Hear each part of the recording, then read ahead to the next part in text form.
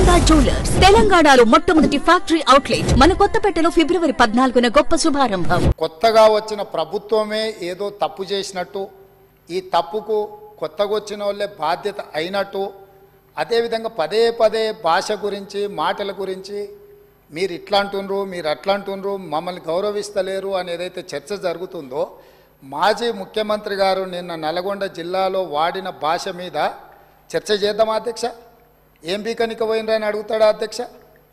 మాజీ ముఖ్యమంత్రిగా 10 ఏళ్ళు పనిచేసి, కేంద్ర మంత్రిగా పనిచేసి, రాష్ట్ర మంత్రిగా పనిచేసి, శాసనసభ్యుడిగా పనిచేసి, పార్లమెంటుగా పనిచేసి, గొప్పలు చెప్పుకొని జబ్బలు జరుచుకునే ఉద్యమకారుని అనేట ఆయన ప్రధాన ప్రతిపక్ష పార్టీ హోదాలో ఉండి ఒక రాష్ట్ర ముఖ్యమంత్రిని పట్టుకొని ఏం బీకనిక పోయినావు అని అడిగితే, రా ఇప్పటికే ప్రజల్ని ప్యాంటు ఊడబిక్కురు, ఉన్న అంగి చొక్కా కూడా ఊడబిక్తాం.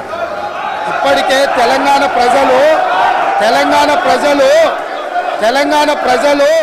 మొన్న జరిగిన ఎన్నికలలో మీ పాయింట్ ఊడవీకిరు.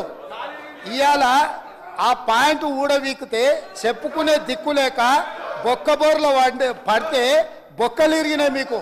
అయినా మీ బుద్ధి మారలేదు. ఒక ముఖ్యమంత్రిని పట్టుకొని ఏం బీకనిక పోయినావు అని అడుగుతారా అధ్యక్ష? ఇది పద్ధత?